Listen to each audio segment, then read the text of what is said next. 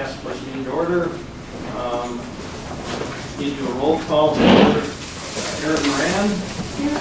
Ellen Fry. Here. Randy Gutenberg. Here. Mary Heimbecker. Here. Sam Kaufman. Here. Mary Ellen Kearney. Here. Alan Crason. Here. Pat Malley. Here. Robert McPherson. Here. Michelle Neal. Here. No. Maria Pat. Here. Hannah Russell. Ellen Schaff. Here. Ashley Slitter. Jeffrey Choos. Susan Bergama. Karen Van Hoon. Not even close. Nadia Harris. Oh, it's Vanya. It's okay. I'm only joking. Okay. Tom Wilson's not here. Brad Zeman. All right. How are you guys? Good? Like our first official meeting of the summer. Not many meetings planned this summer, but we are officially there. Today's agenda, we're going to go over the key findings from the resident housing survey. Second, key findings from the deliberation survey, a hopefully somewhat simplified version as compared to what we saw last time. Third, policy process and strategy recommendations, which Sharon is going to lead us through. Fourth, recommended number of units. And fifth, adjourned by 7:30 tonight. Sound good? What questions do you guys have before we begin, or comments or suggestions for the good of the cause? Yeah, Robert. Slightly concerned that we're going to make a recommended number of units with this many people not here tonight. I should say more than slightly, because Okay. I said something, so. How many people are missing? 6. 6. Oh, I agree. And there are people that have been active up till now, so. Yeah. They Well, we will have have one to more say- meeting scheduled, so what we can do, hopefully, is make some progress on coming up with the numbers to recommend, and then revisit it at the next meeting. Okay, I'm just, well, there's one more. I just say that in the context of only 2 of the 4 groups last week even came up with numbers, so even less people here, that's kind of. It's a struggle. Yeah. Okay. The comment I'd like to make is I have a concern pertaining to the survey, a couple of them. Okay. One, I don't feel that we gathered information from high school students, which is something that we talked about. And I think they would have information that is very valid and necessary for future planning. Also, when I look at the fact that responses by non-residents and non-commuters was 12 and they weren't allowed to be used, that concerns me because, for instance, I have a family that I do childcare for. They don't live here. They don't work here. They'd love to live here. She would have liked to fill out the form, and people who perhaps don't live here anymore but did and were priced out, those are the people we should be hearing from. Those were funneled to the commuter survey, so when they Is there a link now to do that? Yes, there has been a link that's been active since day one, and ever since that, the resident survey has been online. If you check that you're neither a school district resident nor a village resident, then automatically they were funneled to that survey and started that survey. That survey is still active, and we're gaining about 10 to 15 answers a day. It's going slowly, but it is building. So those I haven't tabulated. They will be tabulated in July. I've got a couple more companies that are going to come online and do it. Okay, but my question is, it says responses by non-residents, non-commuters is 12, and then underneath it says, no, non-resident, non-commuters were thanked for their interest but prevented from taking the survey. Yes, and they were directed to the other survey. They were prevented from taking this survey, that's correct. And was it obvious that they could take the other survey? Yes, when they clicked on that link, the sign that came up was, it said, thank you for taking the survey. It was like 2 or 3 lines because I wanted them to clearly identify. And then it was highlighted. I don't know if it was highlighted in blue or red. It might be dependent on their computer settings. And then an active link was right below those few lines. And they click on that and they go to commuter survey. And we did get people, quite a few people that took the commuter survey before it was actively circulated. Okay. Yeah. See, I wouldn't know that because I didn't try to take it. Yeah. Yes. And I can answer the high school one. I didn't send it out to our high school kids Yeah. because it came right during the end of the school year by finals. and just trying to find capacity in our schools to actually provide a survey. It wasn't going to be a time where it was conducive for us to do it. So Yeah, and that would, I'll take that. and no, I'll take that, because I did not send it to you either until those last 2 weeks of the semester, because so much is going on with the other survey. And just my workflow, it's I'm the only one that shepherds this at our office, and so if I have too many out in the field, it gets a little bit, it can get a little dicey. I just wanted that information to be fresh in over our mind, because that group, that segment of the group we wanted surveyed did not get surveyed. That's true. And I also know there was a conversation around the commuter piece, particularly around stuff like teaching and school staff. That did go out to 550 of our employees. So, Okay, that's so they good. did see the commuter piece. That was pushed up. The student piece, I did not. Okay, thank you. Other suggestions? No? All right, should we look over the results? Okay, so there are two parts to this. The first part of the survey we're looking at this week. The second part of the survey I'll send out. It's the climate survey, and Adam, you asked about that. I'm still, you're top on my list to get that second part when it's finished. It's not finished yet. Too many other things came up this week. That is the climate part, which is, you know, how did you, when you moved here, how easy or hard was it to make friends? These are questions that weren't directly related to what we're looking at tonight. So rather than give you an extra 24 pages of material to read this week, I thought, well, we'll just pull that off. It's good to know information, but it's not necessarily stuff that's going to drive the decision. Yeah, did you have a question? No, I was just thinking, some of the comments that I really enjoyed reading, I just saw a lot more resentment than I ever thought was there. Yeah. And it shocked me. When I first started pulling the questions, I had the same thing too. But other I just think reactions? that those that are the first to also fill out surveys. So the ones that are happy and all good, they'll just be like, oh, okay. So just to be devil's advocate a little bit on that one. Other comments or suggestions? I guess the resentment doesn't surprise me, having children of mixed race. Yeah.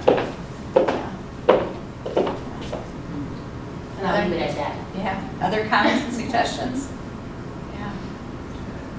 We already knew that we had a great school system, but I've been just watching as neighborhoods change. When kids graduate out, the family leaves. And so this just sort of confirmed some of that by people who said, we're waiting for graduation and then we're gone. Yeah. Other comments and suggestions? All right, let's go through them. And this is our typical style. If there's something you want to add or whatnot, it's an open forum here.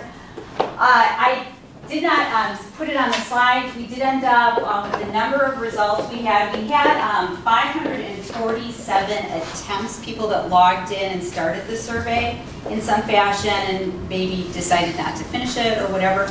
We had over 700 people log into the site and either not take the consent or read the form. So 700 people logged in and then 547 actually made it through the consent form. With the number of completed surveys that we have a 95.3% confidence interval. And what that tells us is that if we repeated this 100 times, 95.3% of the time, we would see similar results. The other 4.7, it would be some sort of odd result that disproves everything we thought we knew. That's never happened. So it's a good number, a good solid number. It will stay up and active until somebody really wants us to take it down. So probably at least through our presentation to the Plan Commission and for a period of time afterwards, so people have a place to go if they have an opinion or want to say something. And then I'll update the results after those. At this point, the averages won't change much, but the comments for sure will add to our understanding on whatever we collect from this point. So when we look at people's, Quick question on that. If there is additional results, I guess I'm asking this to staff or board members here, who's going to be presented to? What was that question? Sorry. If there are additional results after the submission of our recommendation to Plan Commission, who will see those additional results? I would assume that the report would see those additional results, the staff. But would this task force continue to see that or not? I can't answer that question. Whatever results I pull together at the end will be made available publicly through the village, yeah. So the results will be there. I don't know if they'll be deliberated on or not, but they'll be there. Okay. Yeah. Good question. I'm gonna follow that, yeah. All right, so when we look at the top considerations for the top down, quality of local schools, got a 6 out of 7 is the average. Price of house was the second highest consideration, size of dwelling, outdoor recreation nearby, and property tax was the 5th. In each of these, the only major comparison that I did at this time was school district resident who didn't live in the village, so school district but not living in the village, and village resident, to see if there was a statistically significant difference between those two populations. When that is, I reported it in the results. 99 times it wasn't a difference. This is one of the instances when it was. Village residents rated that as a 4.62. It was still consideration number 5. And school districts as 5.32. So perhaps a little bit more price sensitivity, or maybe a reason that people chose to live in one community versus another. So the takeaway from this is my interpretation. I'm interested in what you all think. Again, just my interpretation here. School district attracts residents, but price and size of home are strong considerations as well. And the school district residents are more price concerned than village residents, perhaps with regards to property taxes. What other interpretations did you guys have on this? This is my take on it, but I'm one of many people. I mean, the property tax question is a little interesting because we don't know if they're saying if it's too high or too low in their response. So, I mean, are we supposed to infer one way or the other? Is that what the intent of the survey was? My inference with regards to asking property tax question would be that people would, if they say it's a consideration, that's a good, I mean, it could be that they want it to be at a certain level, but almost always my frame of reference is that people prefer a lower property tax as opposed to a higher property tax. It's a good question though. Yeah, we don't know. Yeah. Yeah, it takes time. I think that makes sense. I think, Yeah. I mean, a lot of people want to be in Waunakee schools, but they'll choose to live in Westport because the taxes are lower. Yeah. Good, all right. All right, the next one up. When we pull these two populations out and we ask, or actually when we ask the question, is it important to have in our recommendations or in any improvements, was the language that we use, and any improvements to the community, was one question. Would you use it? Would you or anyone in your household use housing design or targeting specific populations? This is ranked from top to bottom according to is important, as you guys have probably tuned already or seen already. Senior households was rated the highest on a scale of 1 to 7. It got an average rating of 5.3. The number in parentheses is a standard deviation. Second highest rating was households designed for a physically disabled member.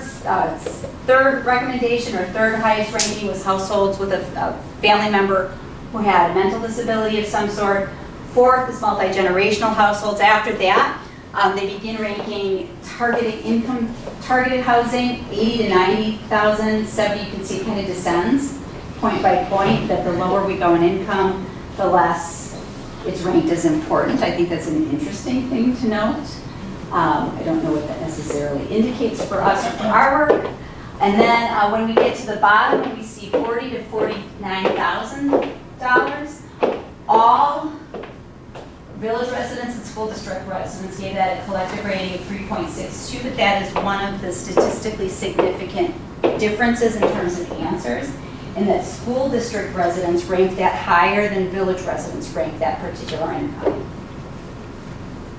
So when we take that and look at it a little bit further, we look at statistical differences versus answers that are not statistically different. This top number up here, excuse me, I'm going to get up on the stage and point it out. School district residents only versus village residents only. This is the number that's statistically different, but these, you can see there is still some distance there that's probably worth noting. Although mathematically those numbers overlap a little bit when we look at standard errors for them. Well, we do see a difference there. What does that say to you guys? How do you interpret that? On the spot, didn't know there was going to be math involved in tonight's meeting. Sorry, I have a ton of questions tonight. Yeah, that's level okay. Statistics. Yeah. So on the 40-49 range, does the survey for those that are in, are they considered in the school district but not resident if it's also somebody who, because I believe, Randy, you can correct me if I'm wrong, but we have a fair number of people who maybe bring their kids in for younger school age when they're commute here to work until their kids are older, and then they move them over to their home school district where they live. Have I read that before? We talked about like the 4K kids? Yeah. Is that what you're talking about? So we do have some open enrollment in that area. Our open enrollment's relatively low proportion.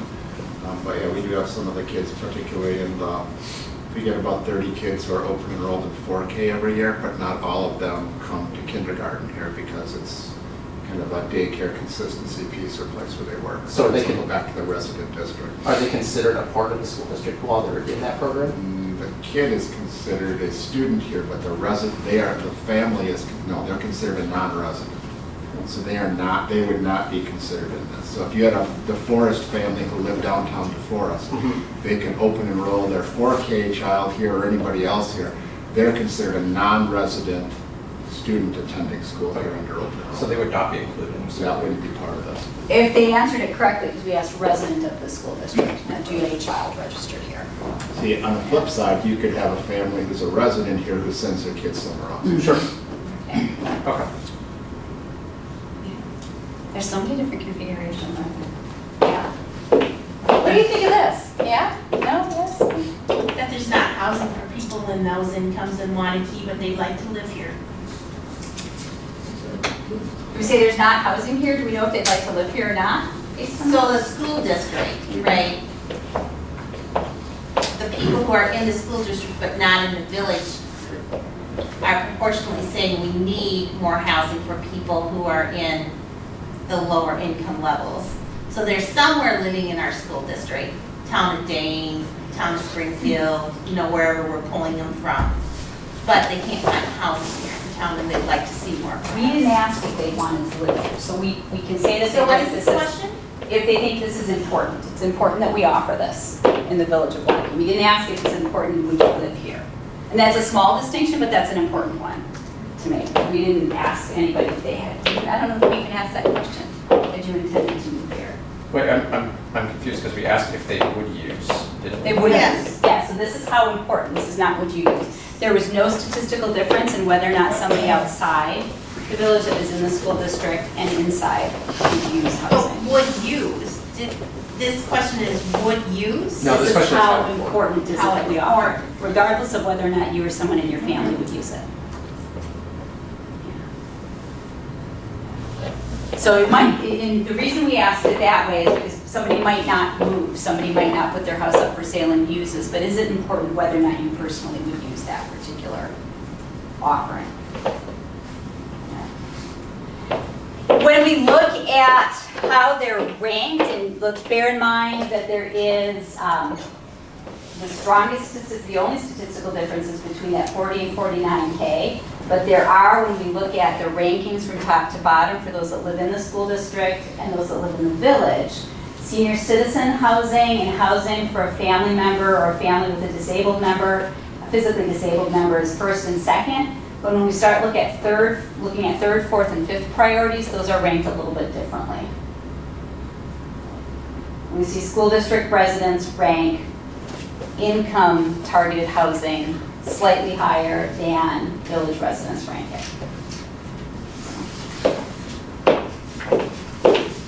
What's your takeaway for that? Anyone? I mean, it's hard to say no to physically disabled and mentally disabled households, but Yeah. I mean, isn't this kind of a little bit of confirmation bias for the village because a lot of people here are higher income? Oh, they already live here? Yeah. So it's maybe less of an issue if you live here? Yeah. Takeaway, I think we could probably say that life stage targeted housing is supported when we look at what was popular on the list, that the stage of life somebody in seems to be pretty broadly supported. Middle class, missing middle workforce housing, we feel confident saying is supported in the village. But there's a difference in priorities between village and district respondents that might indicate, in my opinion, a broader geographic need or an opportunity maybe to locate adjacent townships in some of the conversations. And is this a, what would you guys say? That third statement there is something that I'm anticipating people debating. Is this- Yeah, because we're telling all of our neighbors to take on our forward residents because we don't want to deal with it in Waunakee. Right. I agree with you. Do you guys agree with that or not agree Huh? with that? That's a I strong totally statement. agree with that. No, that's what that statement says. That's not my personal opinion. I'm that's saying, what I'm if I saying. interpreted that opinion, that's what I would Yeah, see. is Yeah. that that's what I would say. You're saying That's that what you you see? pass the burden off to adjacent towns, and you can work here, you can send your kids here, but you can't live here. If you took that comment at face value. I'm not my personal opinion. No, okay, no, this is why I want to generate a little bit of like discussion before we get into the decisions today, because we're a pretty agreeable group sometimes. So let's. Even before this question, I was thinking meetings ago that because Westport is part of the planning process in Waunakee, and we did our comprehensive plan together, that whatever we do, we should be working with Westport. And there's no question in my mind about that because we're doing so much planning together and we're looking at things together. And I don't know what, how the village works with Springfield or whoever else. I think it's important that we all work together, but I don't know how possible it is. But I think it is possible with Westport. Any more discussion? Sam, you were like, yeah. Well, I pretty much agree with the Westport thing too.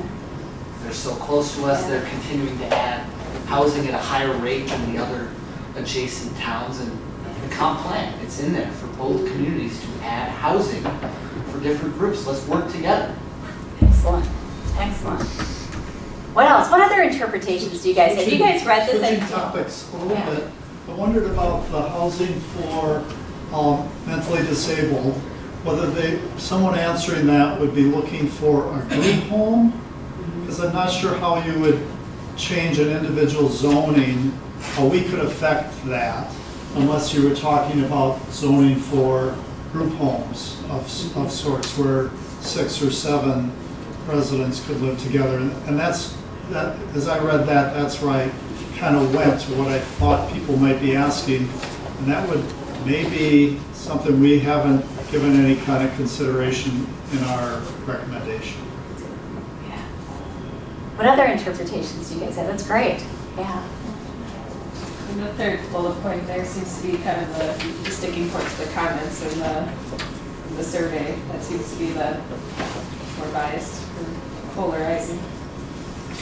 Whose job is it? Is it our job? Is it somebody else's job? Is it, yeah. People moving because of, like, people saying they would move out because if a more geographic came in, or other people saying because of other comments that way that's why they want to move out too. So otherwise, everything else seemed pretty in line, except for along that line. I thought. Excellent. What else? Did anybody read the data and you got it and have like a completely different take? This is my take. This is not. These points are up here to like spark discussion. No. Next slide. All right. We'll look at some more stuff, and then we'll chat. All right. This is the one. Did this stick out? Anybody else? Very much so. Yeah, are there sufficient housing options for them? We asked a whole bunch of questions. What was rated highest? This one, people with lower incomes. 67% said no. Does anyone take on that? All right.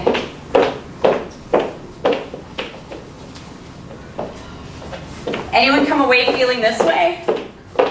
Like, wow. I don't think it's working in mortgage and housing. I don't think it's too surprising that people don't understand that there's not a correlation between certain items. It's a very well-worn trope at this point in housing that people think that, there's a certain benefit to higher home cost, or that less expensive houses will require their house to lose some value. They don't, I mean, it's an education problem. A lot of people think their house should be worth $1 million when the reality is all the houses around them are worth $500,000. But that doesn't have any impact on the fact that if we build a $250,000 house 1 or 2 neighborhoods away, that no appraiser is going to look at that house when considering the value of their house. Yeah. Other reactions?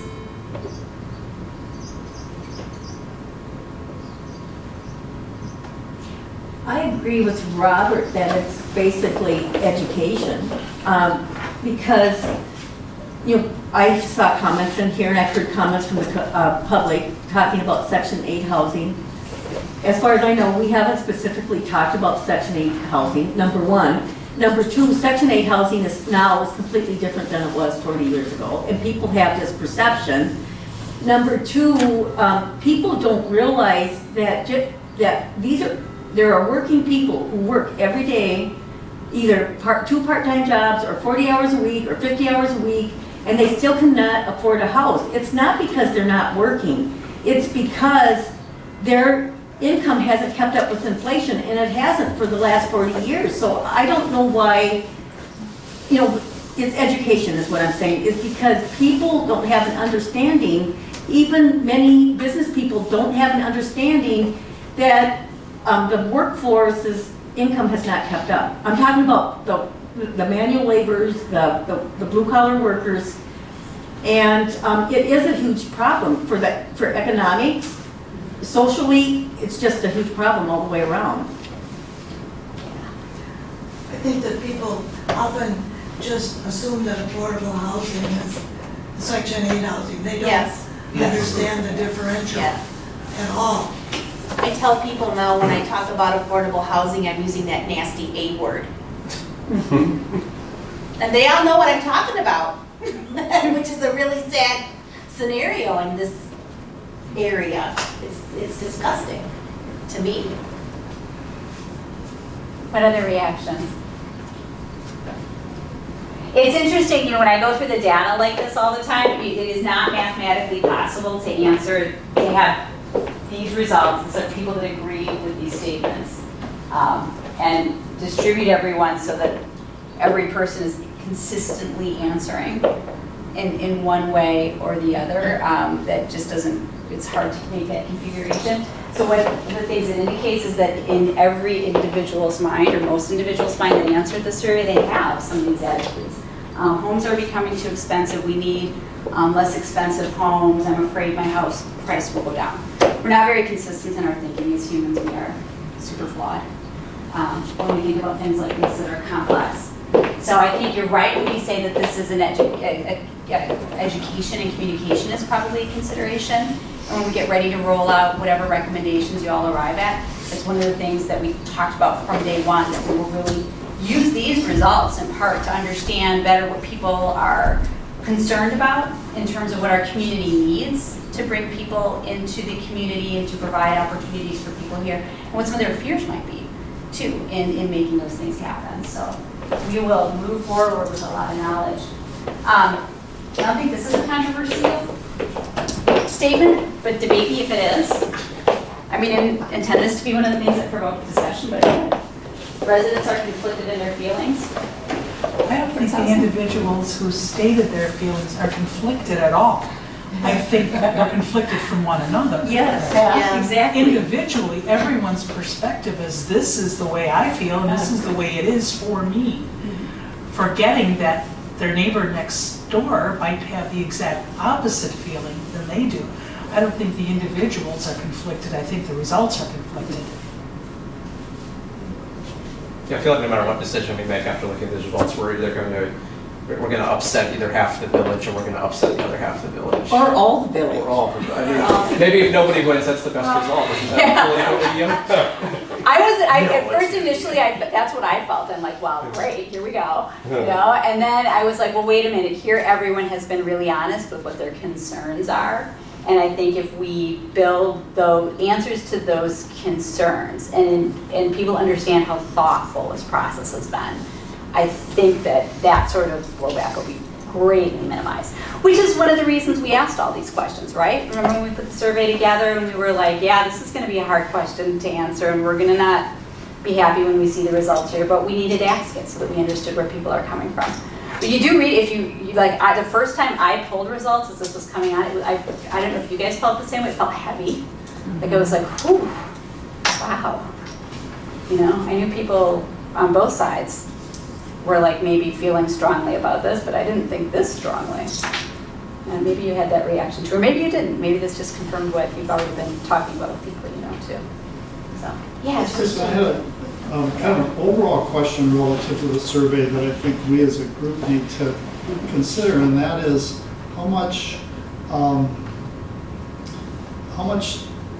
emphasis do we put on survey results when you could have people that are responding to the survey with perhaps extreme ideas or isolationist ideas, racist ideas in the survey, and I'm just wondering what responsibility do we have as a committee, a recommending committee, task force, to think about that and not just say, well, we need to follow how much of it is our free thinking and how much of it is the survey thinking? And I know you don't have an answer necessarily. You're going to give that back to us. But I think it's a question that somewhere along the line we're going to have to address. What's our overall consciousness and how does that relate to the survey results? Yeah, so I don't have an answer on how any individual should think because people are free to think what they think. We built the survey to be presented among the last items so that we heard from experts across the field first.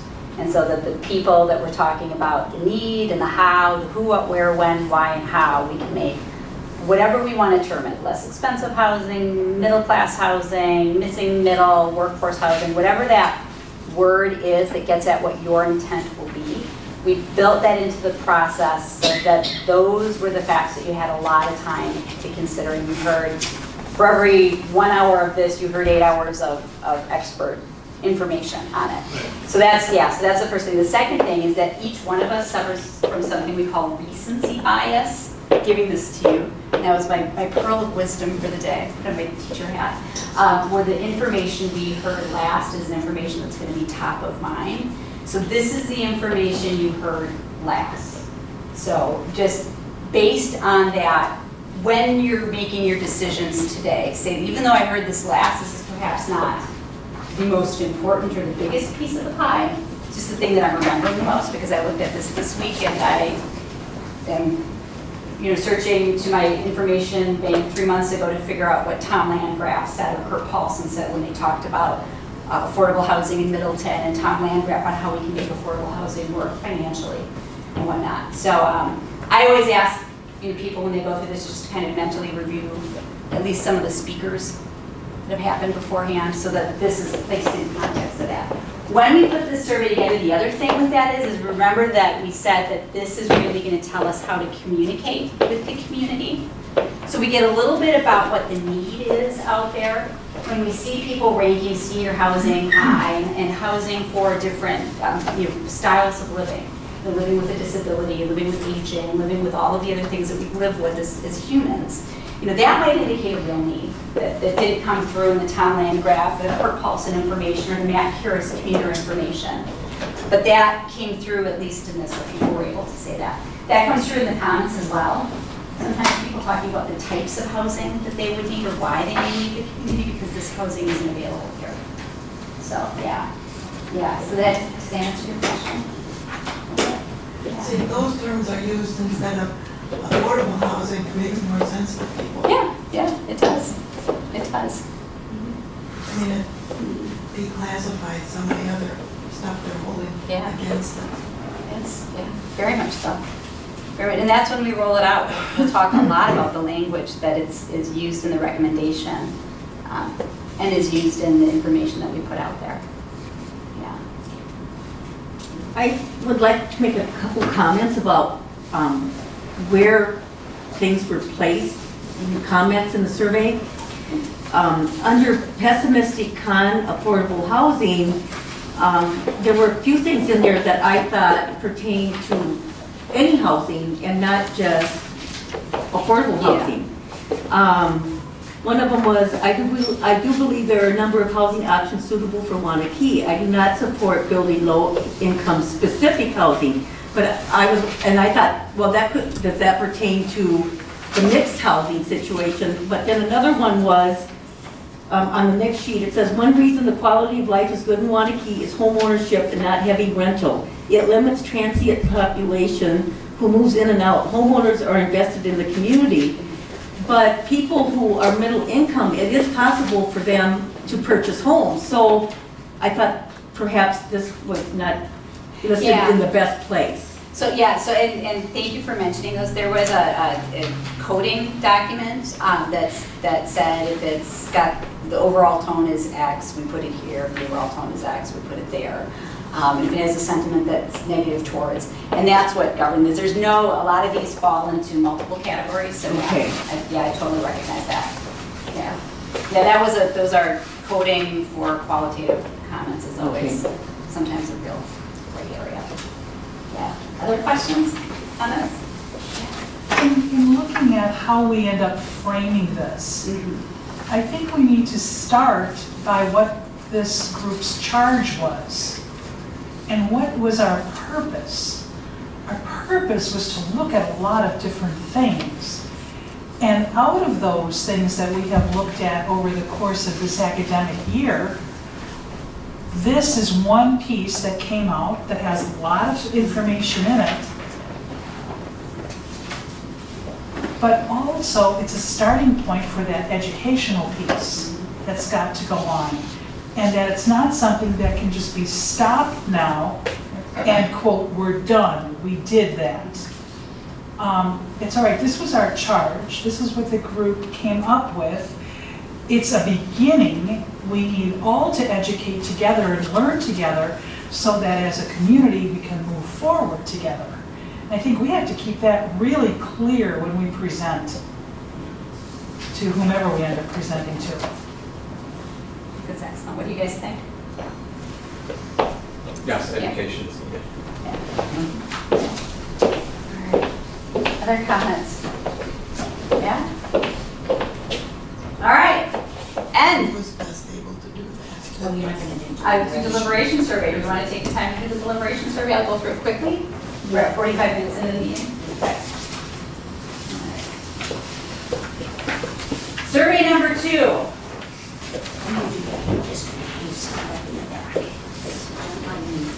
So this was a more defined population. And we had 100% completion rate, so here we go. All right, I organized this into a couple of different sections. The first one was recommendations for, and these weren't predetermined categories. It's when I looked at the results of the deliberation survey that you all took a couple months ago. This is what the umbrella they see would fall under. And you have these in your hand.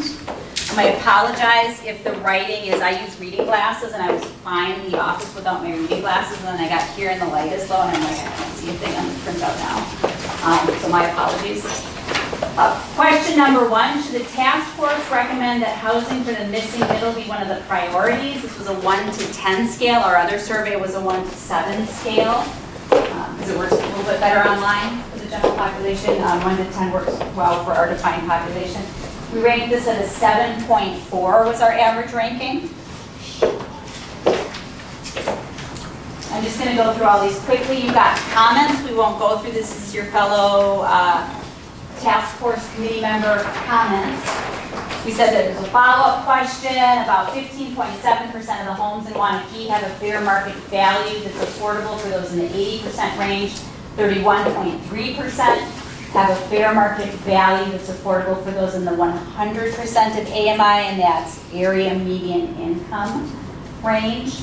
That is area median income for Waunakee, not for Dade County. Thinking of the types of housing, which do you think is best suited for this group? And I'll let you guys read the answers for that or review them on your own. Questions there. Second priority, question 5. Should the task force recommend that housing for 60% of AMI, area median income, be one of the priorities when planning for housing in Waunakee? That got a 7.93 out of 10 was the average rating. Yeah. Like I was reading in the paper this morning about the affordable housing that's being recommended in Madison, and they put the actual monetary figure after that. And I think that what was very confusing sometimes in taking the survey as to exactly, what that meant. You forget from where you saw it. And so not only did they do the percentage, but they used what the monetary value was. Of the incomes or the house, what the house would be priced at? The AMI. Of the AMI, okay. Yeah, There's the number for yours. yeah, It's 16,000. yeah, for our area. That's what Yeah. it is. And I'm trying to reel back and see, did we actually have that at the beginning of the survey? And I don't remember, but I'm guessing we didn't. Yeah. Pardon? They don't. Excellent. And Sharon's got those handouts, yeah. That'd be great, yeah. And Sharon will hand those out over time. Then we had comments about that. The third priority we said is recommend that general housing. We asked the senior citizen question among the task force members in 2 ways. Housing for senior citizens, general housing, this is not income targeted, be included as a priority. This ranked as a 7.79 out of 10 for the group. This is general housing, not income qualified. And then we asked income qualified, and that ranked as 7.93 out of 10. Any reactions to that?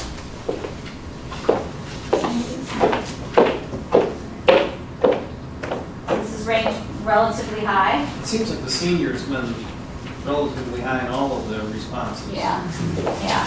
When we look at, and this will be in the been writing of reports from all of our speakers as we've been going along this year too, there is a shift because of, we've got the early retirees for baby boomers, a shift in the number of retirees in the community, a shift in the proportion and increase in the proportion of residents that are retired now. We're going to see that continue. And remember from the population lab sent the information over that talked to about how the number of households are going to grow, and it's going to be primarily in that baby boomer retiring range over the next few years that we're going to see a strong increase in housing.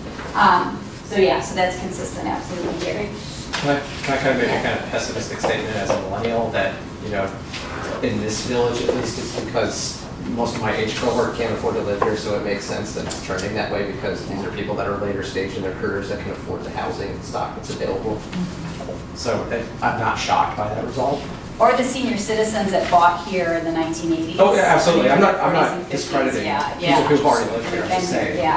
Yeah, there is some thought that I had a couple of people comment. I have nothing to back this up, but if we would build senior housing, then some of that housing would be vacated by people who are moving to condominiums or apartments, or so that we might see just kind of a domino effect. I have nothing to back that up whatsoever, aside from people saying, I think that my friends and I will. That's an expensive experiment. Yeah. All right, we had a set of recommendations as far as ways and means, and again, this is just a category. We're looking at it to see to be those recommendations that we had brainstormed one day fell along this category line. So we worked with developers, we being the village, worked with developers or lenders to pursue a variety of housing loans or credits, including TIF financing, low-income housing tax credit, and assistance from the Federal Home Loan Bank. This was in the month after Tom Landgraf and Kurt Paulson's presentations. This ranked as an 8.47 out of 10. Recommend that the village works with identify land and developers for smaller development projects, like incremental developments that are at neighborhood scale, fourplex units, small multifamily units. This ranked as an 8.2 out of a 1 to 10. And again, this was in after Kurt Paulson and Tom Landgraf's. Recommend that the village require a range of housing affordability options in the same development with a range of housing types. This ranked an 8.2.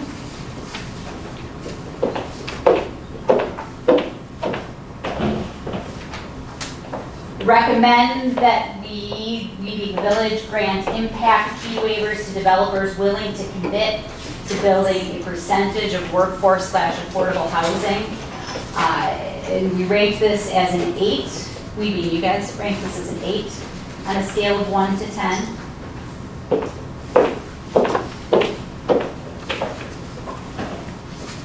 Recommend that a requirement that a percentage of units in certain rental apartments be set aside as workforce housing for those in the community. This rank is 7.93 on a scale of 1 to 10. Recommend that the village works with small or medium developers to build small-scale real estate projects, and I've got an equal sign in there. So a dash, co-housing, cooperative, neighborhood, scale units. This rate is a 7.8. What's the average ranking on a scale of 1 to 10? Take up Tom Landgraf's, use the UW, it's like I'm a Tom Landgraf, Kurt Paulson commercial today. They were great.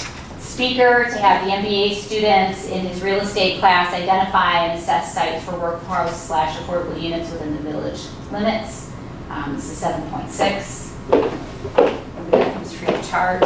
Send the team out here, cameras and calculators. Recommend that the village use TIF to require developers to build a percentage of units. That rank is 7.33. Offer a refund of impact fees. If a new housing unit built on a greenfield site is priced to be affordable to households earning 100% of AMI, this was a 6.93.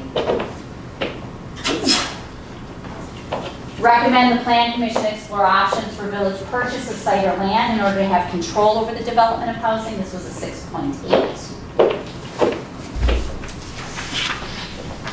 Create a voluntary housing cooperative or program to assure future affordable housing stock. That is 6.13. We're descending. Here. We gave 6.07 to recommend that square footage requirements be reduced for new houses.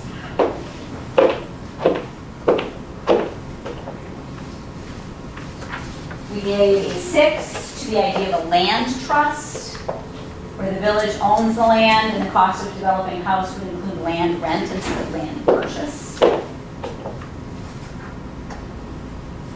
For owned housing units, developed as workforce/affordable and receiving assistance for ownership, there was a recommendation that the resale price be restricted so that units remain affordable to a net income eligible buyer after the first owner. That received a 6. That was, I'm trying to remember which one of our speakers talked about that. That was Co-ops. Yeah. It's Greg, yeah, it was Greg. Talked about that with the Madison Housing Co-op. 5.93 is what we rated, recommend that the village adds an impact fee to fund workforce housing.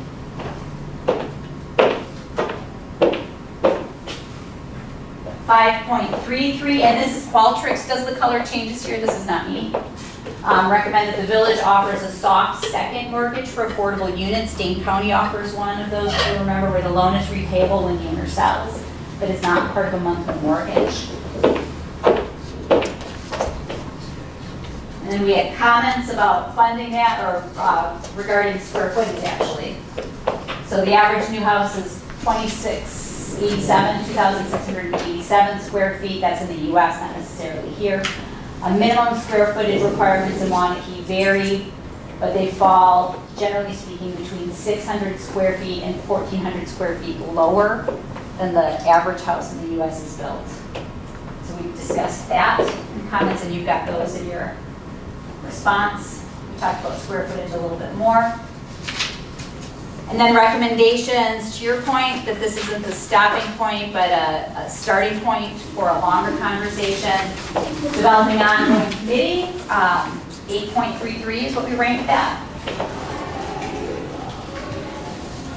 Create a housing authority, got a 6.36. The Forest has one, I know Sam's brought that up and referred me a couple of times to some resources there.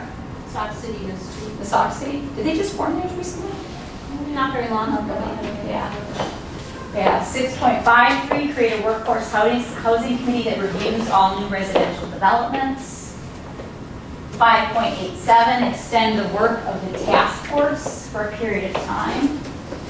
This was really, this wasn't like a lot of people clustering in the middle. This was people either saying like, I really can't, or I really would like to. Create a Village of Waunakee Housing Department, got a 5.8.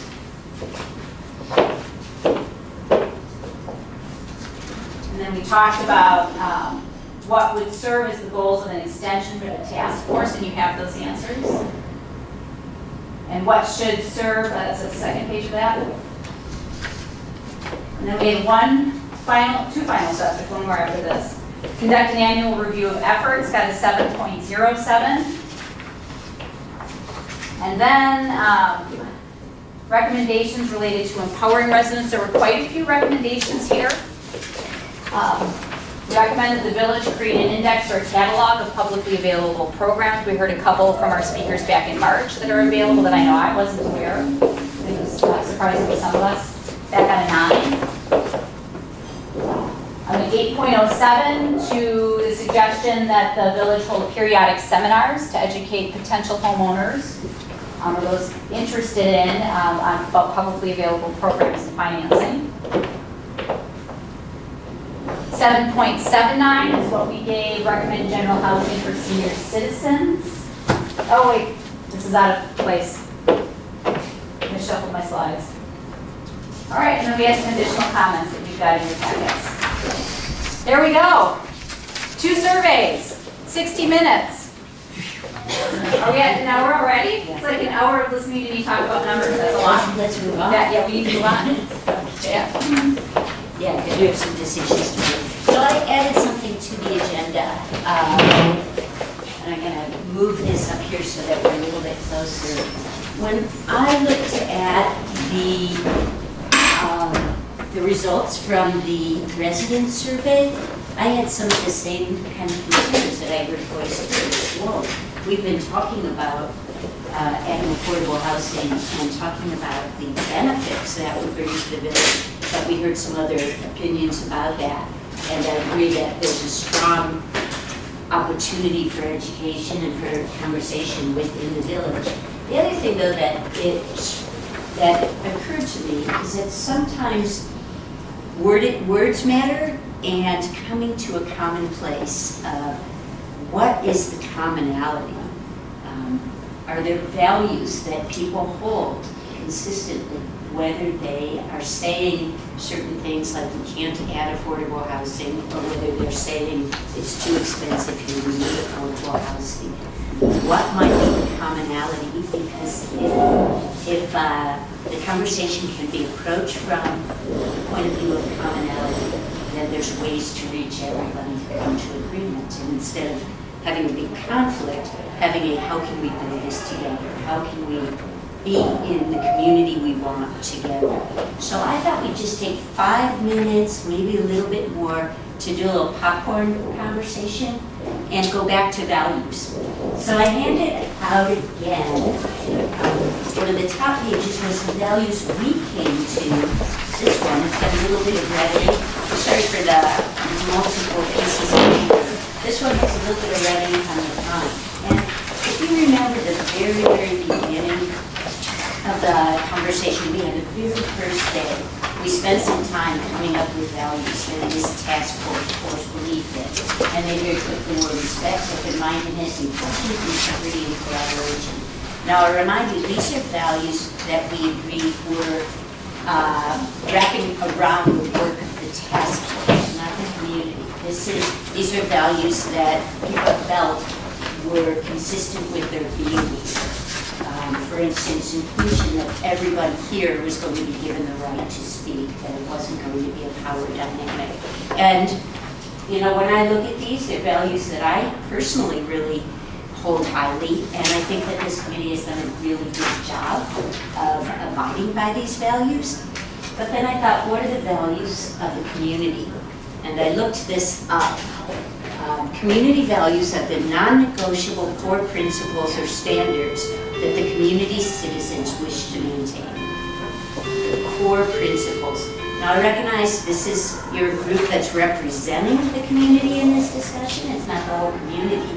But I want you to think back on the comments in that survey. Think back on what brings people to Waunakee, what keeps people here, and see if we could just popcorn what might be some of those core values in order that we think about commonalities across the community. And we've got them. I've been here for a very long time. One of the things, strong things I see about Waunakee is that we've been supportive of one another, whether it's through neighborhood connections, the churches, the schools. We all support one another for the good. And I'm just going to write them down. They might not be in values language, but I think it might be helpful to get us on the page where we're thinking about the values of the community.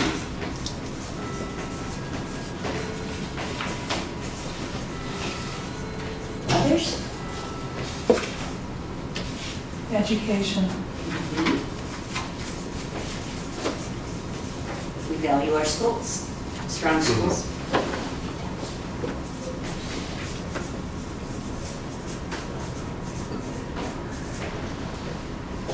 Safe place to live.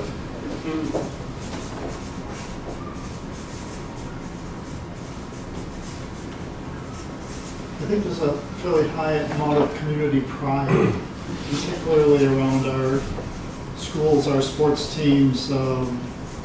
There's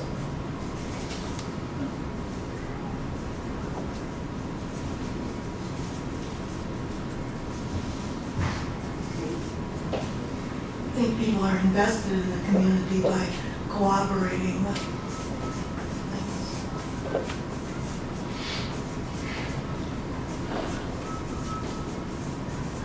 Options, lots of different things. Options in activities, festivals, gatherings,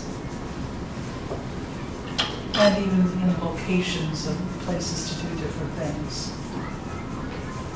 I hear a lot about the parks. And involvement. People participate or are involved to make things happen.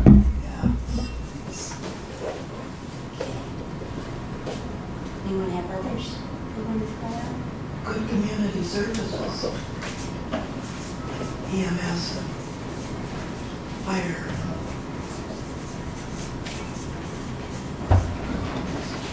Sharon, what do you do with things that, these are all fairly positive statements? Yeah. What do you do with statements that I don't know if I necessarily call values? I'm trying to think of a way to put it, but it feels like there's some resistance to changing the mix of us, the mix of the community. I heard don't have any undesirable Right. And I would argue entry in our community. Well, what's undesirable? Is it skin color? Is it income level? What's undesirable? I'm going to... Later? No, I want you to hold on to that. I want to just give sort of an answer and then ask you a question. Okay. Okay? So you said, what do you do about those things that are undesirable? And I would ask the question of, do we hold all these common? So somebody might have that kind of opinion. Do we hold all these common? Is any of this inconsistent with affordable housing or with workforce housing? Would workforce housing negate this? And it wouldn't. There might be fears or concerns, but if you hold the same value, then you can work toward how do we address your fears and your concerns. But always come back to what is core. What is the foundational thing we hold in common? And now I want to flip your negative and to ask you what might be a positive that can come out of that. A positive value where people are resistant to that change and concerned about inclusion. And it's an assumption that inclusion leads to trouble, right? There's that. So what would be a flip of it? What's the flip value? Oh, gosh. how much you learn, how much you grow when you're exposed to different thoughts than what you grew up with. And, okay, go ahead. I think these values can really guide how we communicate, like the communication education gap. These things are how we can stay on top of that education, and that's how we're going to bring us up with the community. Yeah.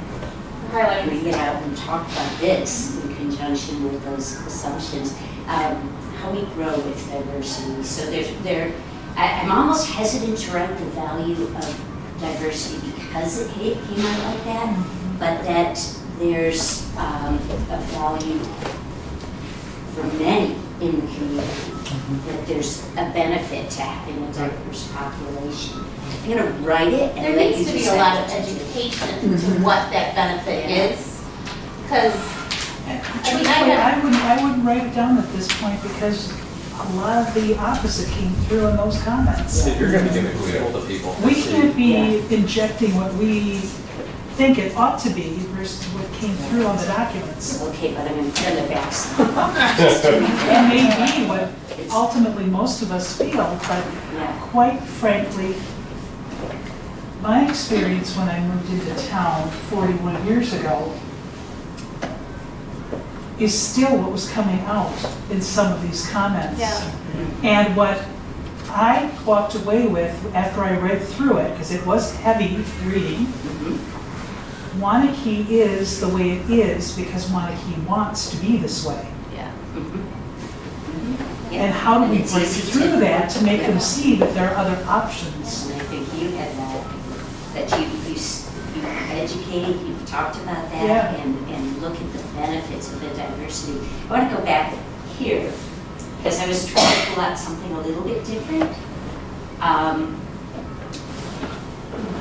Resistance to change might be a reflection of valuing tradition and heritage and culture. That's there. And that can be a positive that's not contradictory. I mean, that doesn't make change negative. It can be, they can go together, right? So that's the value that I was thinking about, is honoring tradition, honoring heritage. I'm not gonna write it. One of the things that struck me was somebody who made the comment is that Waunakee isn't really one big community. It's a bunch of isolated communities based on where people are residing. Yeah. And so that's their frame of reference. It's not the frame of reference of the whole. So then, in terms of the community education, this is a question that you can ask. And I didn't ask it this way here. What does Waunakee aspire to be as a community? And get those conversations going. Does Waunakee aspire to be isolated communities that are not engaging with each other? Does it aspire to be something else? We also, people need to realize that there are benefits economically. These are great ideas, but there are dollars and cent reasons, because you need a workforce to work in the stores that are coming in town. You need a workforce to work in the healthcare fields. If we don't have that, realistically, how far can we go? How long can our businesses survive when year after year there's help wanted signs up in the same businesses that never go away? In our industrial park as well as up and down our main street. So we're not going to follow this, because I just want to introduce this as a way to think about the community in a positive approach, but that can prompt a conversation.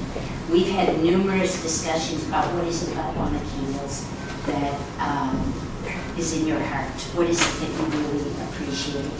And staying with that and talking to a diverse range of people, if there's common ground, then you can start having those conversations. Why do we need more workforce? Why do we need a vibrant economy? Those things can all come back to these four values. Just something, when I look at the word community, it's, I think it means something different to everyone. I mean, that's part of the challenge. when I moved here 11 years ago, and one of the first months that I was in my office, one of my school board members at the time came and sat with me and asked me why did I move there and what did I want out of the community? It's a big question. And his point was if you want a community that you can be involved, ingrain yourself in volunteerism, and get involved with the community, you can find that. If you want it to be a bedroom community to Madison, you can find that too. And he had different examples of this. And I think his point was you get what you give and you choose how you're going to interact and live in the community. If you want to be involved in the festivals, if you want to be a part in the social networks, if you want to live and shop here, you can do that. And that ingrains you in a different way with the community than if you choose not to. And it was more of a challenge, I think, to me, to be thinking about as a person who is going to live and work here with a family, where do you fall? But when I look at the bullet pointed items you have, those are kind of the things that historically people have seen as the core values. If you asked that question 20 years ago, you'd have similar answers. And I think your point about that is, how do people identify the term community? And I think that's different depending on each individual of who they are. It also, it falls under the whole piece of kind of then as the community grows and changes, where does that kind of have that push-pull piece as far as some of you talked about kind of fear of change. Does this fear of change being, and that can be anything from demographics to businesses to size. I mean, it has lots of different aspects to it. But as we sat here and talked about those things, I see all of those bullet point pieces as being a core part of the community. But it's also with regards to, if you ask any individual and we try to define what it means for everybody, that's a tough piece because to any individual, the community is something different. That's true. That's just, I don't know where that fits, that just what's kind of bouncing through my mind as they try to define something. Yeah. I want to just respond to it briefly because every community has that. Right. That people engage in community different, but communities can have certain characteristics.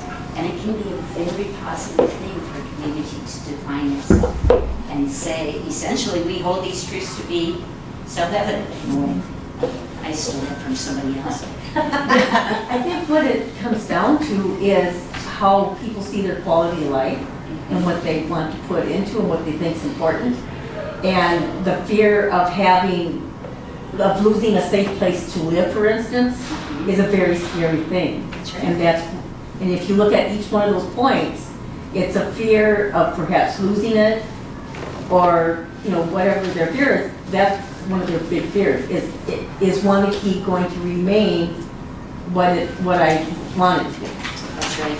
That's right. And that's why alleviating the fear, part of it is recognizing the value and saying, Adam, here's going to take care of it. Would you make favor and put this up? Just a little bit up. We're going to move on because we could spend all day on values and it would be fun, but we have a job to do. So the job that I've set out for today, we won't have time, and also a lot of people are missing, is reversed. So our goal is to fill the housing gap by creating workforce housing, in a way, because everyone said at the last meeting, really, our priority is filling that gap that Kurt Paulson gave the numbers for in various iterations, fill it and more, or fill it as a priority and then go back. What we tried to do the last time was identify how many units of housing, detached single-family and multi-family units and or occupied rental, that the village should develop and in what time frame for what income level. And that essentially is part of the recommendation that this task force will make to the plan commission. We may find that we don't want to give this level of detail. I keep putting it up because when I read the Middleton report, I found that the level of detail was very inspiring. And so it will be up to the committee, up to the task force, whether you want to get to that level of detail. Well, the detail assumes some accountability. Yes, exactly. So there's value in detail. Yeah. The second part is identify policy, financing, and development options that the committee recommends the village and the plan commission pursue. That's that list of different ways to go about developing the affordable housing. I'm prepared to discuss both. I had this one as first. What do you all think? Do you want to attack number 1 or number 2 first? I think number 2 has to come before number 1. Does it give some options? Okay, But I let's- think number 1, if you know what you're working for, it'll help figure out number 2. Right. Well, let's go with, we know what we're working for is at minimum filling the gap. And the gap is defined, not my definition, but the way that this Dane County Housing report defined it is based on the number of people currently living in a village, in a place, what the supply of housing is and their income levels. And if they are under duress in paying their mortgage or their rent based on the unit they're living in, that would be your gap. So it's the supply of housing and the need. So we could start with that and look at policy recommendations to try to edge that gap out. Okay? Let's do that and then we'll come back to it. So I'm going to ask everyone to pull out a piece of paper and a pencil. And this is the piece of paper. It's a 2-page. It says process options on the top. And then I'm going to ask everybody to get up with your paper and your pencil or your writing implement and come over here. Come over here. Oh, yes. Oh, that's what I'm It's a process.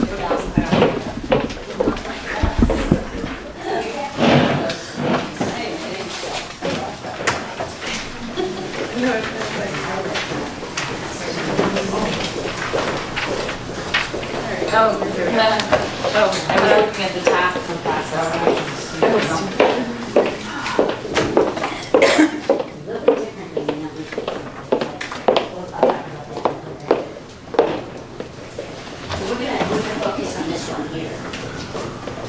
Last meeting, and we've talked about these things quite a lot. We had said, what is important for making the decision? What are the criteria by which we evaluate any proposal or recommendations that come from this committee? And these were some of the things that came out. And I'm going to have you guys read it, and then if it sounds right, like, yeah, I agree with that, I want to see a thumbs up. If it doesn't sound quite right, I want to see a sideways thumb. If it sounds like, no, that is not what's important, I want to see a downwards thumb. Okay? So I'll have you read the first bullet. What's important? Go ahead. Well, increase the number of affordable units overall. Reduce the opportunity gap of who can live in Waunakee. Let's see, lower thumb. Okay, we're good. All right, I'm going to read the second one. Provide a choice of housing options within the neighborhoods. Increase income diversity within neighborhoods.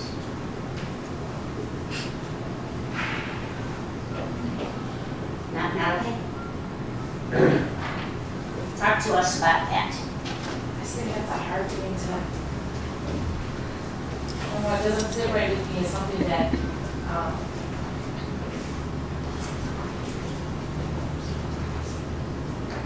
well, I think that the market and people, we decide that where we want to be and where we want to live and what we as individuals, as families, kind of make that decision. And I think for somebody else to make that decision for us is difficult to task. I just think that the market and the people do that. So I would offer a question then. If the option wasn't available and that's what you wanted, a mixed neighborhood, it wouldn't be available. There's no choice. There's no choice, right? If you don't, going forward, you don't create neighborhoods that have that opportunity, and that's what somebody with different thinking would want wouldn't be available if all $400,000. If they're all unaffordable to somebody that you wanted to live in a neighborhood, that you had an opportunity to interact with people that are at eviction, wouldn't be available. Are you saying that it's not available? I don't think it's available. It's not available anywhere in Waunakee. I'm wondering if there's a way we can add a word or two to make it less limited, where it's about options. Yeah, that word choice to me is weird. It's really to provide an array. Right, an array of. It's different for everybody, I guess. Yeah, Right, that word. Because it seems like it's either or. Yeah. And options, size, and that's the style of housing, Okay. I see it on this one sector. So you can get rid of deed restrictions in your neighborhoods. Say that? Limiting deed restrictions in your neighborhoods, because those are generally what are setting the deed restrictions in your neighborhoods. My perspective, I watched an interesting meeting. I got on video to watch last week's, like, Monday's plan. I saw that. Watch it. I mean, I've had people in my own neighborhood come up and attack me over this very topic and tell me I should just move out of the neighborhood if I want to see a mix of diversity in my neighborhood. I should just leave the neighborhood and come find the neighborhood. Probably a business person in this community actually came up and said that to my face.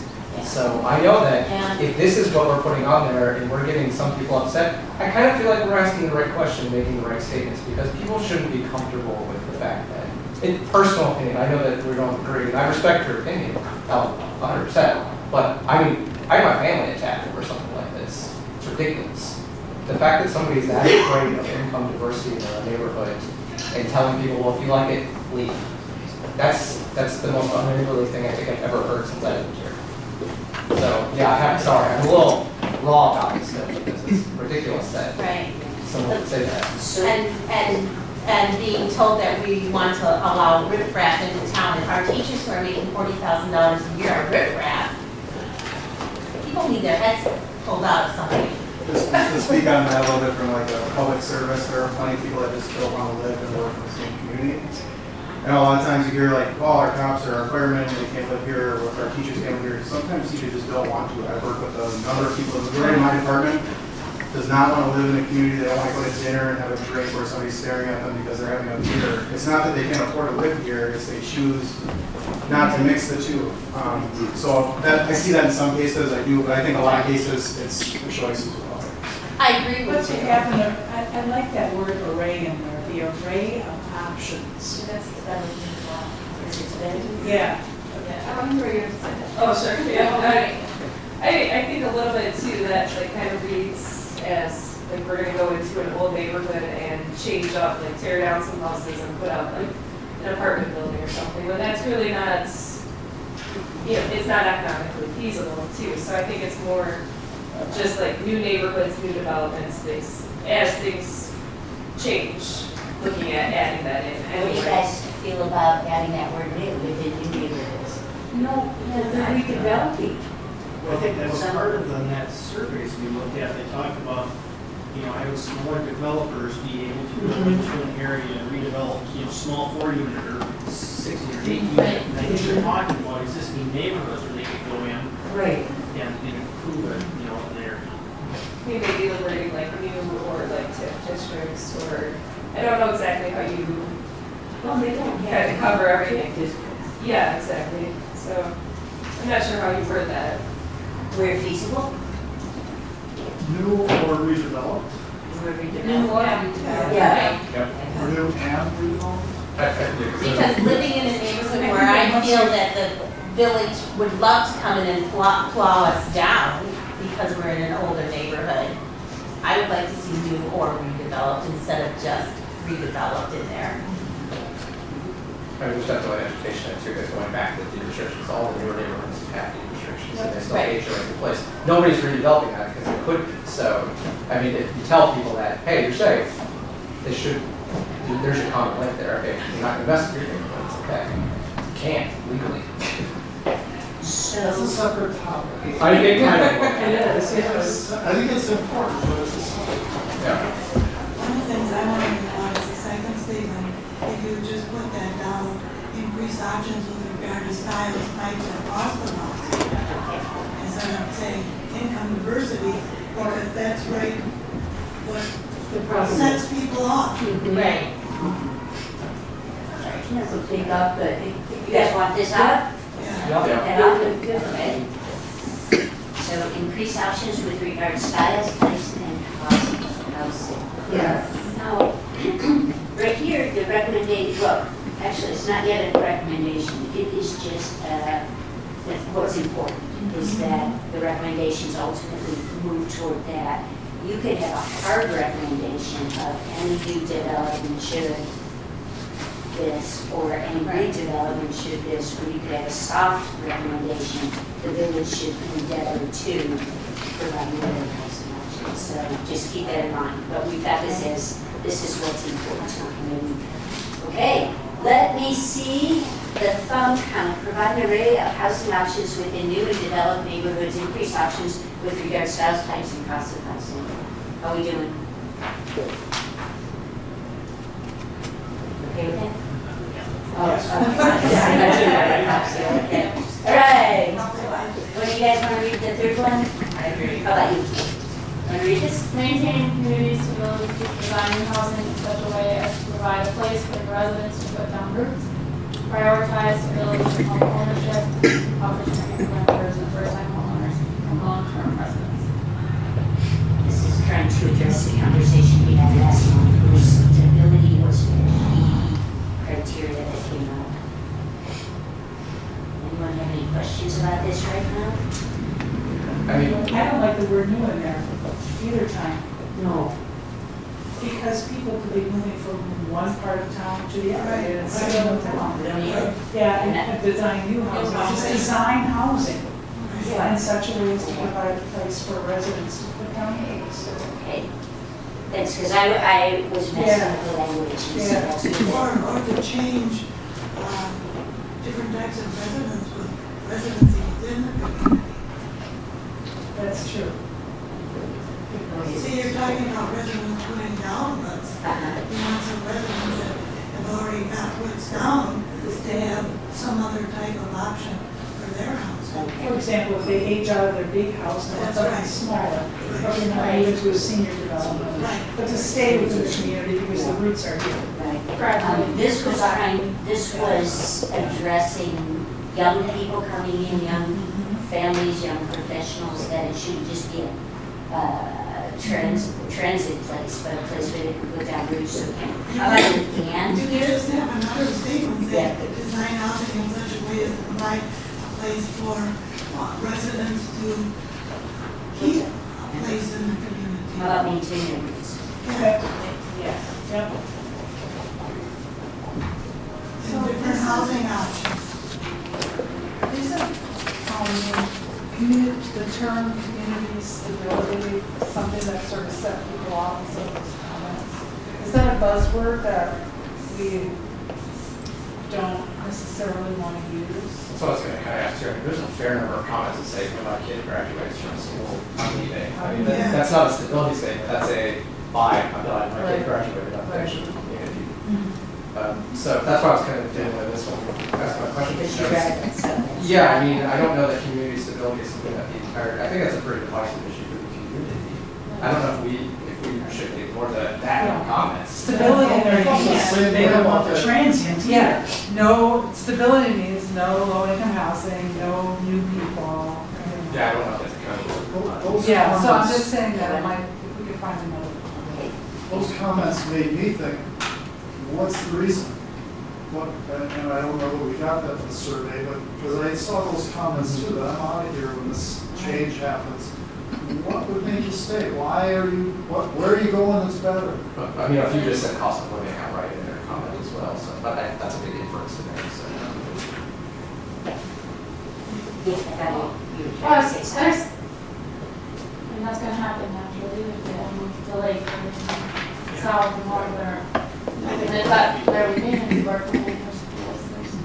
I think a lot of people, I drink this Waunakee right now, go to some place, and our kids get out of school, they say, hey, I'm gonna go up and live on my lake, or I'm gonna move south, or I'm gonna go where my grandparents are living, or whatever that is. It's just a common thing, it's not a Waunakee issue. Your children leave, when you think about what your next journey might be, your next place, I think it is natural to see that. I think at our last meeting, I spoke about stability, and mainly from the kid perspective in schools. We lived in other communities, and we saw kids literally coming in and out on monthly, every other month basis. They have a place where a kid can come for full school stability for the kids. And sometimes so stability doesn't have to be lifelong. Stability can be different durations that can provide stability for families at different time of the year. So whatever, that can be a flexible term, right? Is there a way to reword this so that we Create and maintain. Because there are different ways of doing stability. It could mean simply keeping the enrollment about the same as people move in and out. I mean, I think people look at instability to mean different things. I don't know. other ideas? I was just thinking, just like, what's a better word for stability? Liability. Stability seems a little negative. Yeah. A little bit like, oh. Yeah, I thought we were stable. What do these people think? We're Okay, not so stable? let's go back to the question, what is important? And the concept, the candy line concept was a place where people could stay if they want to. A place where they wouldn't be edged out. So is there another way that concept, or we could just take out this part right here. I think stability is pretty darn important. Yeah. Discussion about living somewhere. Yeah, Your investments, your. Yeah. If you're 60-year-old wanting to stay in your home and you want to know that hopefully you'll be able to either move someplace in Waunakee that you can afford if need be, or you can stay in your home and it's going to be affordable. That's important, and I think that's important any stage of raising your family, et cetera, et cetera. How about design for people to stay if they want to? So that we get rid of the word, but the concept is still. Designed for people to not only live here, but to stay at Amazon. So if you're angry about the notion that the change, stability equals change and change equals bad, meaning those people are going to come, the riffraff, then how do you talk about also the people that are here being able to sort of age in the community? That's stability. But is it necessarily a bad thing? I mean, if your perception is it's like bad people coming in, well, what about good people staying also? But you also have people who have been here who feel people coming in isn't a bad thing. Well, I know. Yeah. So if we have a meeting, a public meeting, we're going to have a whole room full of people with all different ideas. And try to come to a consensus of, and some education so they understand that bad isn't new and change isn't bad. And These are not for everyone, right? These are guidelines for this task force to make decisions about policy recommendations. So it's not like anything that's going to be put in a nice piece of paper and sent to you, but it could be read. But it's mostly for you guys for the next step of looking at policy recommendations and saying, does this recommendation meet these criteria? Is it recognized the need for communities to live in? How's that? For sustaining community stability? What was it? Sustaining community stability? That's probably, there's recognize the need for community stability and sustain community stability. What is that? I don't know that we have it for people aging and moving through different transitions. So I'm we not need- sure it's there. So it's probably the two put together.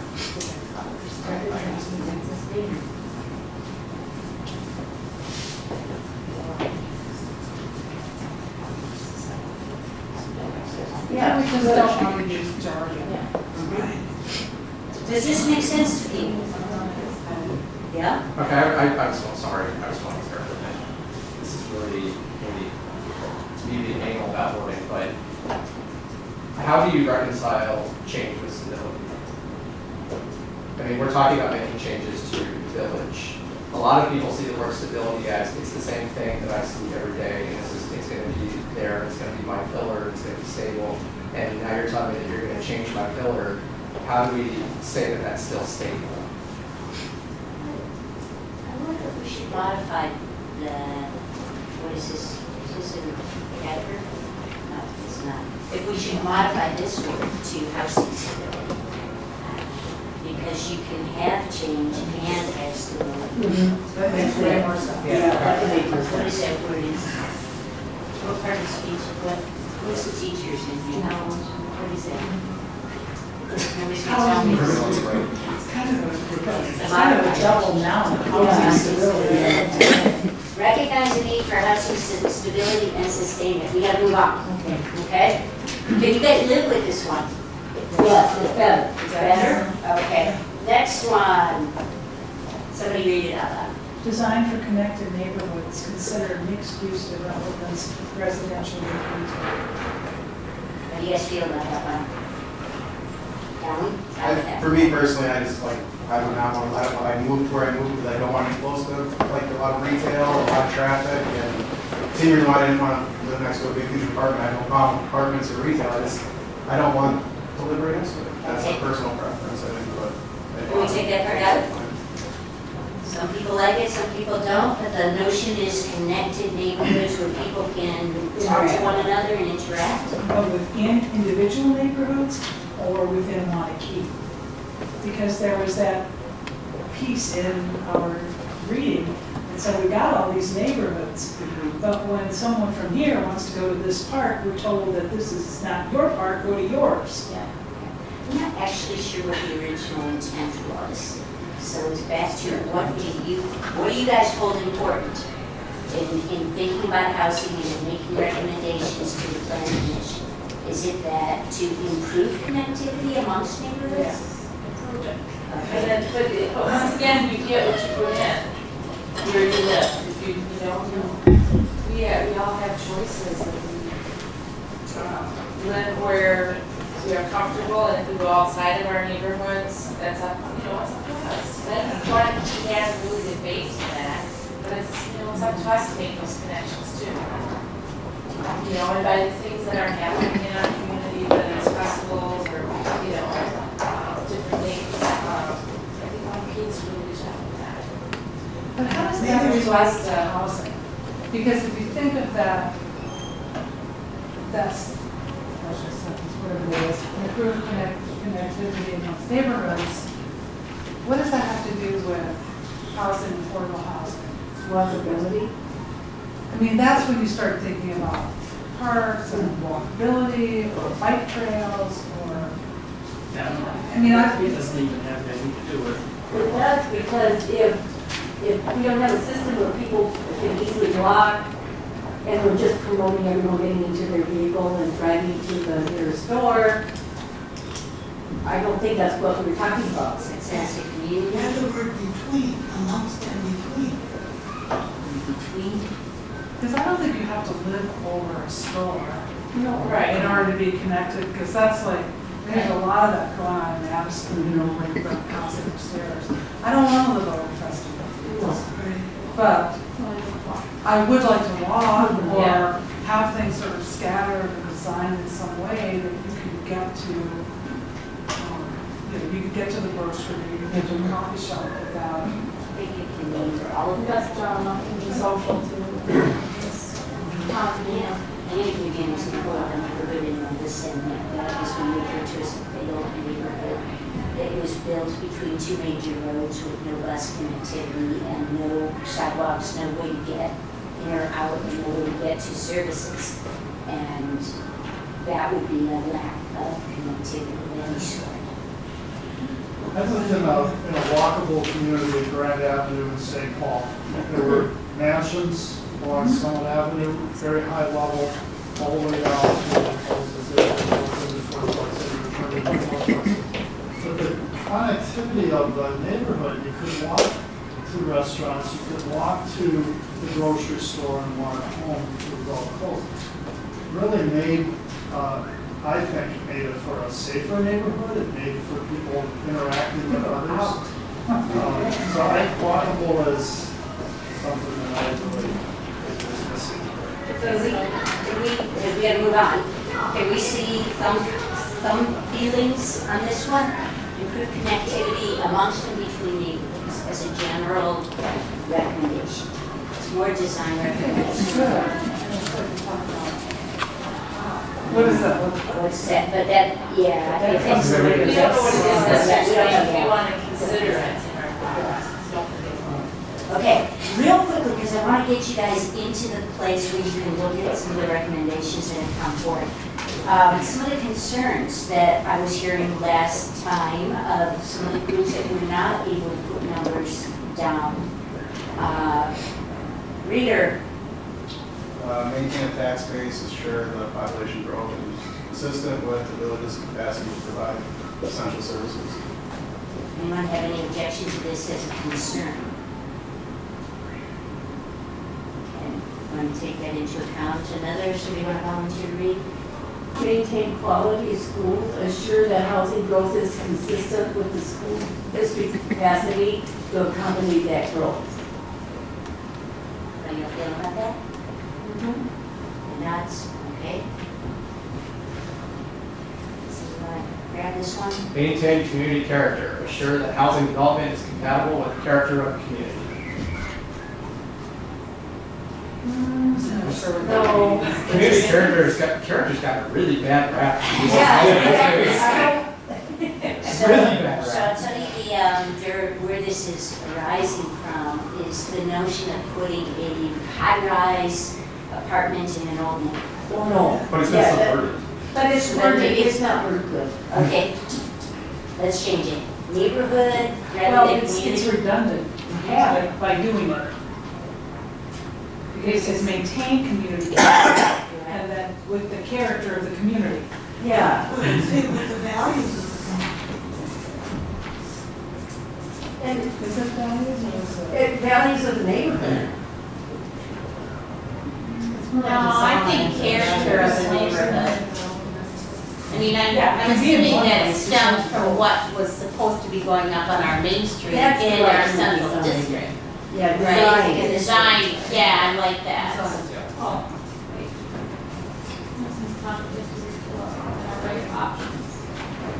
Yeah.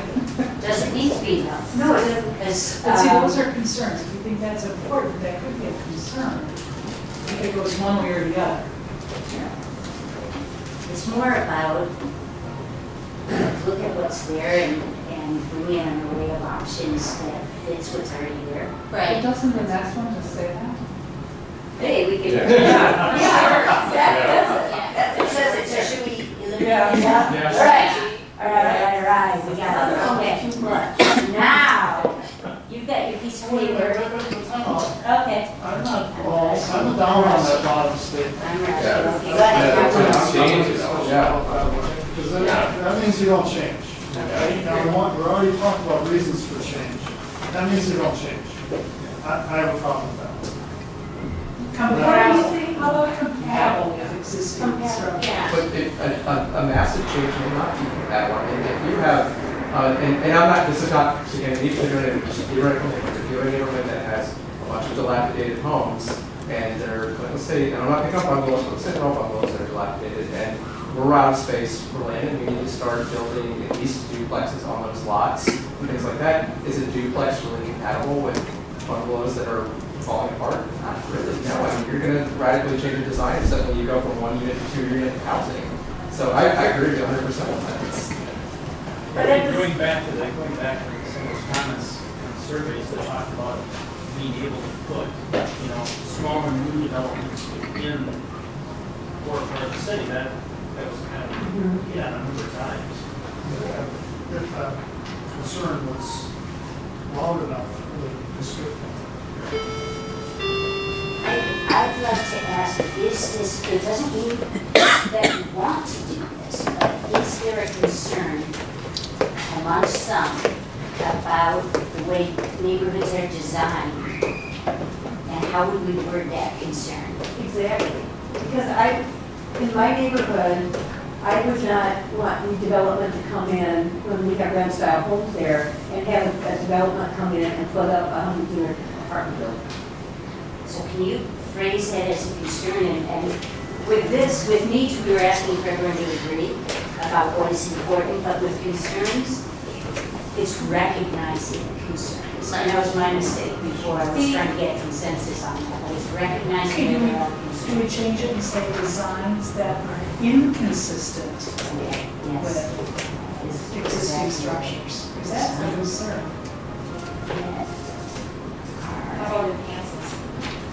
Yeah, because if they were going to redevelop my area, I'd be fine with fourplexes. Right. But not big apartment buildings. Right. I agree with you, Nyla. Our building on Main Street, we were told to design consistent with single-family homes, so we designed a building that kind of, it's different. Yours cottages? Yeah. Yeah, that's very cute. Nature builders, Yeah, it's very, very cute. I love it. We decided to look like, it's obviously commercial, but it looks more like single-family homes that are put up together. Well done. It's more consistent with what is down there. It's hard, but it's doable to design it, where it's definitely has lots of issues, yeah. And community plans.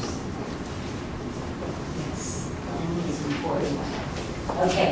It's helpful to change that from what's important to decision. Yeah, and that was my mistake, is that I was following the same trend. So these are important. Every recommendation made to the Plan Commission should take these into account, but we're recognizing that there are concerns, all right? And there will be more, and if anyone wants to jot one down, they can after the meeting. I'd like to move on to the next step in this, so that we can get some ideas going. I was planning on offering you the opportunity to work as pairs to go through this, but I'm so short on time that I'm going to recommend 4 to 5 people at a table, and one person appoint yourself the facilitator, another person appoint yourself the scribe. And what this exercise is these came up during 2 meetings ago. We have been accumulating them, accumulating options. We got voted on them. I clumped them. And so there may be some incorrectness in the clumping, like trying to get like ideas together. And I invite you to change that. But what I want you to do is go through it and decide as a group which ones you want in the document. Yes, we want this to go to the Plan Commission. Decide as a group if you would like to change the wording, and also refer back to that, what was the second survey called? The deliberation survey? Yeah, refer back to the deliberation survey, because I merely took what we had before. I didn't add anything from the deliberation survey. And there's lots of great information in that, and great ideas that may be good policy recommendations, okay? So there's 4 different categories here. The first one is the process option, and I said choose only one, because rather than having multiple processes. The second one is policy options. I neglected to put to review the 75-25% zoning requirement, and that's up to your group whether you want to add that. The third one is development options, and the fourth one is financing options. I would argue that the first 2 are more important. So spend your time on the first 2, and we'll see what you want. We'll come back to it to the next time around, but we're going to spend 10 minutes. Thank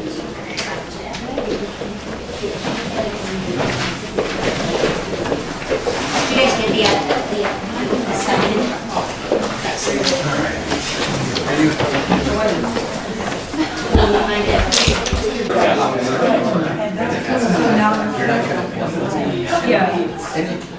And we're gonna stand up here with our arms up in the air. So I get everyone's attention.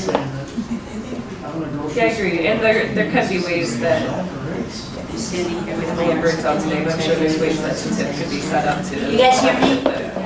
We have unfortunately reached our time of 7:30, and I want to honor that time. Actually, it's 7:35. I would like to pose a question. You have groups here that are working really nicely together and moving forward. Would you guys like to have this as a homework assignment to finish this up? Because if 1 month is a long way off and we lose momentum. What's everyone's general opinion about that? Like collect each other's phone numbers and figure out how to finish it together?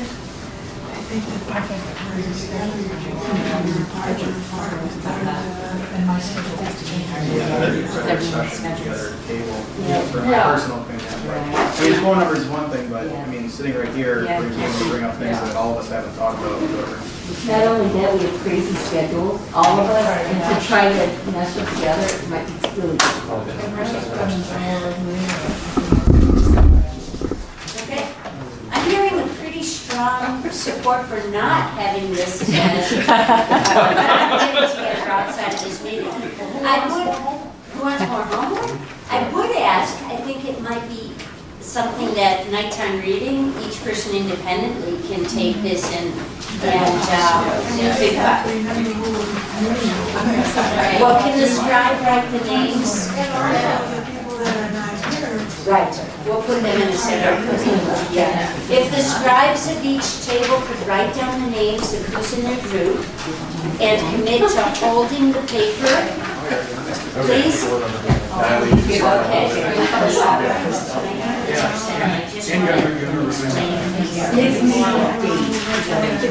Okay, next thing, I want to explain a couple other pieces of paper that you received. These two came from Kurt Paulson, the ones with the yellow highlight and the colors. This was just extracted from his slide presentation, and it's a way to understand two different ways to understand what does it mean to say 60% AMI, 50%. It correlates with income. So that's just that refresh and understand it a little better. I actually want to say that the 2019 numbers are out, and the 100% AMI for a family of 4 is now over 100,000 in Dane County. I was looking for those I'll numbers. show you. I can show you the link real You fast. send them? Yeah. Okay. The second piece of paper is this graph here, which looks familiar to anyone who was here last month. And I want to tell you where these numbers came from. We had two groups that came up with numbers. And so one group was in a 5-year horizon, the other group was in a 1-year horizon. I converted the 1-year horizon to 5-year horizon, combined them together and took the median to get one number, just to have a number to start debating and discussing. And then one comment that came up is, well, it feels like we're pulling numbers out of nowhere. And I will refer you back to your worksheet from last meeting, the worksheet that you got for session 8. And it had some more specific graphs about this one on the bottom, which is the gap numbers. The gap numbers are your foundation. What I recognized in these new numbers is, well, first the two groups, when you turned it to 5 years, were pretty consistent. The median was in between, so it wasn't far off.